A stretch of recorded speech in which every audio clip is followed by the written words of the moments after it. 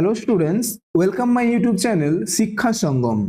তোমাদের সমস্ত সরকারি চাকরিতে নতুন ভ্যাকেন্সি ও স্বচ্ছ নিয়োগের জন্য 6 জুনের বৈঠকে বড় পদক্ষেপ নিতে চলেছেন মুখ্যমন্ত্রী শুভেন্দু অধিকারী। আজকের খবরের কাগজে বর্তমান মুখ্যমন্ত্রী সরকারি চাকরি নিয়ে কি বলেছেন তা এখন আমি বিস্তারিতভাবে তোমাদের জানাবো এই ভিডিওতে। তো প্রথমে তোমরা দেখো চাকরি সম্পর্কে কি গুরুত্বপূর্ণ পয়েন্টগুলো নিয়ে কথা বলেছেন মুখ্যমন্ত্রী। দেখো, আসন্ন বাজেট অধিবেশনে বিধানসভায় আইন পাস, অর্থাৎ তোমাদের চাকরি সম্পর্কে কি পদক্ষেপ নিবে এবং সেগুলোর আইন পাস করা হবে আসন্ন যে বাজেট অধিবেশন আছে সেই অধিবেশনে। তারপরে দেখো, রেল প্রতিরক্ষা মন্ত্রকের কায়দায় স্বচ্ছ পরীক্ষা আয়োজন, অর্থাৎ কেন্দ্রে যেমন রেল প্রতিরক্ষা মন্ত্রকে স্বচ্ছভাবে নিয়োগ হয়, একই রকম ভাবে রাজ্যেও স্বচ্ছভাবে পরীক্ষা তোমাদের নেওয়া হবে এবং স্বচ্ছভাবে তোমাদের নিয়োগ করা হবে। মৌখিক পরীক্ষার নম্বর কমিয়ে মূল প্রতিপাদ্য প্রার্থীর যোগ্যতা, অর্থাৎ তোমাদের সমস্ত পরীক্ষায় মৌখিকে যে নম্বরটা থাকে সেই নম্বরটা কিন্তু কমিয়ে দেওয়া হবে। এটা কিন্তু তোমাদের জন্য একটা ভালো খবর। মৌখিকে নাম্বারটা কমিয়ে তোমাদের যে রিটেন এক্সামটা হবে সেখানে কিন্তু তোমাদের নাম্বার বাড়িয়ে দেওয়া হবে। 6 জুন রাজ্যের সমস্ত নিয়োগকারী সংস্থাদের নিয়ে সম্মেলন, অর্থাৎ তোমাদের যে ডাব্লিউবিপি, কেপি, এসএসসি, পিএসসি, তো এই সমস্ত যে ওয়েস্ট বেঙ্গলে চাকরি নিয়োগের সংস্থা রয়েছে, তো এই সমস্ত নিয়োগকারী সংস্থাদের নিয়ে কিন্তু 6 জুন একটা অধিবেশন হবে এবং এই অধিবেশনের পরেই কিন্তু তোমরা জানতে পারবে তোমাদের নতুন ভ্যাকেন্সি নিয়ে কি বলা হয়েছে এবং তোমাদের যে রেজাল্টগুলো পেন্ডিং অবস্থায় রয়ে গেছে সেই রেজাল্ট নিয়েই বা কি ঘোষণা করেছে। তো 6 জুন কিন্তু তোমাদের জন্য খুবই একটা গুরুত্বপূর্ণ দিন। সেই দিনের বৈঠকে চাকরি প্রার্থীদের জন্য কিন্তু একটা গুরুত্বপূর্ণ আপডেট আসতে চলেছে। তো 6 জুন তোমাদের কি আপডেট আসতে পারে সেইটা আমি কিন্তু পাওয়া মাত্র তোমাদের সামনে নিয়ে আসবো। তো তোমরা এর জন্য অবশ্যই চ্যানেলটিকে সাবস্ক্রাইব করে রাখো। তো এখন আমি খবরের কাগজে এই পয়েন্টগুলো নিয়ে বিস্তারিতভাবে কি বলা রয়েছে তা আমি এখন তোমাদের জানাবো।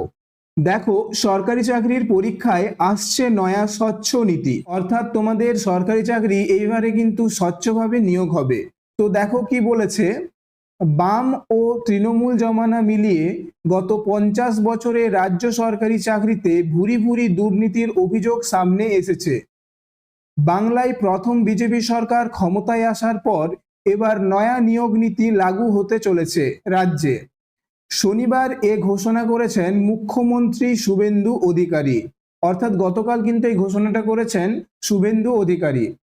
এদিন শিয়ালদহে কেন্দ্রীয় সরকারের চাকরি বিল সংক্রান্ত রোজগার মেলায় যোগ দিয়ে এই ঘোষণা করেছেন তিনি। অর্থাৎ শনিবার সরকারি চাকরি বিল সংক্রান্ত রোজগার মেলায় যোগ দিয়ে মুখ্যমন্ত্রী এই ঘোষণা কিন্তু করেছেন।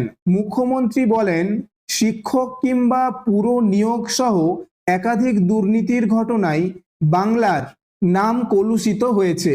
অর্থাৎ যে দুর্নীতি আমাদের চাকরিতে হয় সেটার জন্য কিন্তু আমাদের পশ্চিমবঙ্গের নাম খারাপ হয়েছে। তার ফলে রাজ্যের শিক্ষক সমাজ ক্ষতিগ্রস্ত হয়েছে। এমনকি রেল সহ বিভিন্ন কেন্দ্রীয় মন্ত্রক পশ্চিমবঙ্গে নিয়োগ পরীক্ষা নিতে অনীহা প্রকাশ করেছিল। সেই অন্ধকারময় অধ্যায় থেকে বাংলাকে বের করতে বদ্ধপরিকর রাজ্য সরকার। সেই সূত্রেই এবার রাজ্য সরকারি চাকরির পরীক্ষায় বিবিধ সংস্কার আনার পরিকল্পনার কথা জানান মুখ্যমন্ত্রী এবং এটা নিয়েই কিন্তু 6 জুন বৈঠকে আলোচনা হবে। রেলওয়ে রিক্রুটমেন্ট বোর্ড কিংবা সেনাবাহিনীর সদর্থক পরীক্ষা পদ্ধতি মেনে নয়া নীতি তৈরি করা হবে। অর্থাৎ যে রেলওয়ে রিক্রুটমেন্ট হয় এবং যে সেনাবাহিনীর রিক্রুটমেন্ট হয় সেইটার মতো স্বচ্ছভাবে কিন্তু আমাদের রাজ্যেও নিয়োগ করা হবে। আগামী 18 জুন থেকে বাজেট অধিবেশন শুরু হবে, অর্থাৎ বাজেট অধিবেশনটা কিন্তু 18 জুন থেকে শুরু হবে। এই সময় বিধানসভায় আইন করে, অর্থাৎ এই বাজেট অধিবেশনে সরকারি চাকরির জন্য বিধানসভায় আইন করে রাজ্য সরকারি চাকরিতে নয়া নীতি কার্যকর হবে বলে এদিন দাবি করেন শুভেন্দু বাবু। এরপরে দেখো, মুখ্যমন্ত্রীর কথায়, আমি দায়িত্ব নেওয়ার পর আধিকারিকদের কাছে জানতে চেয়েছিলাম এ রাজ্যে কিভাবে সরকারি পদে নিয়োগ হয়, অর্থাৎ আমাদের রাজ্যে কিভাবে সরকারি পদে নিয়োগ হয় সেটা কিন্তু মুখ্যমন্ত্রী দায়িত্ব নেওয়ার পর আধিকারিকদের কাছে জানতে চেয়েছিলেন। তারা আমায় জানিয়েছেন ওএমআর শিটে লিখিত পরীক্ষার ভিত্তিতে হয়।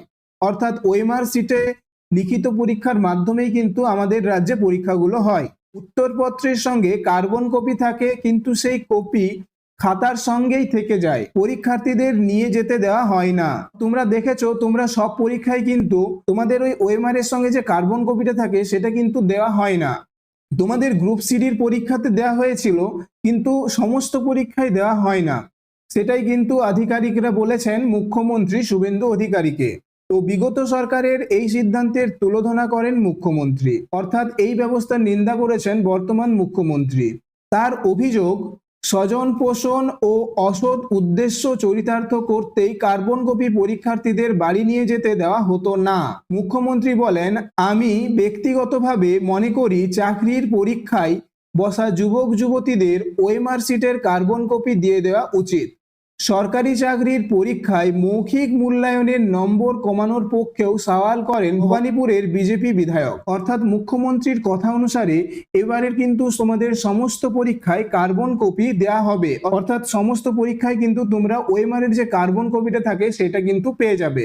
পাশাপাশি কিন্তু তোমাদের মৌখিক পরীক্ষা অর্থাৎ তোমাদের যে ইন্টারভিউ সেখানেও কিন্তু তোমাদের নম্বর কমানো হবে।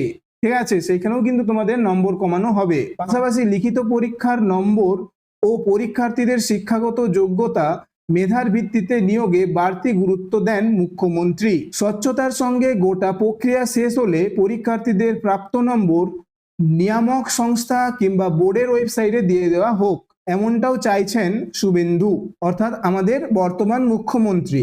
অর্থাৎ তোমাদের পরীক্ষার পর তোমাদের যে প্রাপ্ত নম্বর, যেটা কিন্তু তোমরা ডব্লিউএপি পরীক্ষা দেওয়ার পর পাওনি, সেটা কিন্তু খাতা দেখার পরেই এই বোর্ডের ওয়েবসাইটে দিয়ে দেওয়া হবে, যাতে দুর্নীতি না হয়। অর্থাৎ তোমরা বুঝতেই পারছো, তোমাদের পরীক্ষার পর তোমাদের যে নাম্বার সেটা কিন্তু বোর্ডের ওয়েবসাইটে দিয়ে দেওয়া হবে। অর্থাৎ বর্তমান সরকার চাকরিতে একদমই দুর্নীতি চাইছেন না, ওই জন্য তোমাদের কার্বন কপি দিয়ে দেওয়া হবে। তোমাদের ইন্টারভিউর নাম্বার কমিয়ে দিতে চলেছে, এবং তোমাদের যে নাম্বার অর্থাৎ তোমরা পরীক্ষা দেওয়ার পর তোমাদের যে নাম্বার সেটাও কিন্তু বোর্ডের ওয়েবসাইটে খুব তাড়াতাড়ি প্রকাশ করে দেওয়ার কথাও বলেছেন। এরপর তোমরা দেখো, এদিন কেন্দ্রের বিভিন্ন মন্ত্রকে 51,000-এরও বেশি চাকরির নিয়োগপত্র তুলে দেওয়া হয়। অর্থাৎ তোমাদের 51,000-এরও বেশি শূন্যপদ কিন্তু আসতে চলেছে, এবং এটা তোমাদের পুলিশ, এসএসসি, পিএসসি সমস্ত ক্ষেত্রে কিন্তু তোমাদের নিয়োগ আসবে। শিয়ালদহ ডিআরএম অফিসের বিসিআই অডিটোরিয়ামের হাজির হয়ে মুখ্যমন্ত্রী এই নয়া নীতি ঘোষণা করেন। তার দাবি, বিগত সরকার সংবিধান প্রণেতা বি.আর. আম্বেদকরের সংস্করণ নীতিকে অমান্য করেছে। উল্লেখ্য, কেন্দ্র রাজ্য সরকারি চাকরিতে 100 পয়েন্ট রোস্টার মেনে এসটি, এসসি, ওবিসি, বিশেষভাবে সক্ষম ও আর্থিকভাবে দুর্বল শ্রেণীর জন্য নির্দিষ্ট পদ সংরক্ষিত রয়েছে। পশ্চিমবঙ্গে নয়া নিয়োগ নীতি কার্যকর হলে সংবিধান মেনেই তা হবে। অর্থাৎ আগামী 6 জুন নবান্নে রাজ্যে সমস্ত সরকারি চাকরির নিয়ামক ও আয়োজক সংস্থাকে নিয়ে সম্মেলনের আয়োজনের কথাও জানান মুখ্যমন্ত্রী। তো আগামী 6 জুন তোমাদের যে বৈঠক হবে সেখানে যে সিদ্ধান্তগুলো নেওয়া হবে সেটা কিন্তু সংবিধান মেনেই করবেন বর্তমান মুখ্যমন্ত্রী। তো এই খবর থেকে অর্থাৎ শনিবার মুখ্যমন্ত্রীর ঘোষণা থেকে এটাই বোঝা যাচ্ছে যে তোমাদের চাকরি ক্ষেত্রে দুর্নীতি কিন্তু একদমই হবে না। যাতে দুর্নীতি না হয় এই জন্য মুখ্যমন্ত্রী অনেকগুলো স্টেপ নিয়েছে। যেমন সমস্ত পরীক্ষায় তোমাদের কার্বন কপি দিয়ে দেওয়া হবে, তোমাদের পরীক্ষায় ইন্টারভিউ এর নাম্বার কমিয়ে দেওয়া হবে, তোমাদের পরীক্ষার পরে খাতা দেখা হলেই সেই নাম্বার কিন্তু বোর্ডের ওয়েবসাইটে দিয়ে দেওয়া হবে। তো এইভাবে তোমাদের কিন্তু স্বচ্ছ নিয়োগ করা হবে। তো এখন আমি তোমাদেরকে জানাই যে তোমাদের ডাব্লিউবিপি কনস্টেবল, কেপি কনস্টেবল এবং যে গ্রুপ সি ও গ্রুপ ডি এর তোমাদের পরীক্ষাগুলো ছিল সেই পরীক্ষার রেজাল্ট কবে দিতে পারে। দেখো, ডাব্লিউবিতে তোমাদের অনেকগুলো কেস রয়েছে এবং সেই কেসগুলো কিন্তু 8 জুন উঠতে চলেছে। তো সে 8 জুন কেসগুলো যদি মিটে যায় তাহলে ডাব্লিউবির রেজাল্ট কিন্তু জুন মাসের শেষের দিকে চলে আসবে, এবং ডাব্লিউবির রেজাল্ট যদি প্রকাশ হয় তাহলে তোমাদের কেপির রেজাল্টও প্রকাশ হবে, এবং এর সঙ্গে তোমাদের যে ডাব্লিউপি এসআই, কেপিএসআই রয়েছে সেই পরীক্ষার রেজাল্টও কিন্তু প্রকাশিত হবে, এবং তোমাদের জুন মাসের শেষের দিকেই কিন্তু গ্রুপ সি ও গ্রুপ ডি এরও রেজাল্ট কিন্তু চলে আসবে। তবে গ্রুপ সি ও ডি রেজাল্ট বেরোনোর আগে এসএলএসটির মতো তোমাদের ওএমআর সিটটা কিন্তু দিয়ে দেওয়া হবে ওয়েবসাইটে। তো এরকম গুরুত্বপূর্ণ আপডেটগুলো পাওয়ার জন্য এবং 6 তারিখে কি হতে চলেছে সেই সমস্ত আপডেটগুলো তোমরা যদি পেতে চাও তাহলে অবশ্যই চ্যানেলটিকে সাবস্ক্রাইব করে রাখো এবং ভিডিওটি যদি ভালো লেগে থাকে একটা লাইক করে দিও। তো দেখা হচ্ছে পরের ভিডিওতে।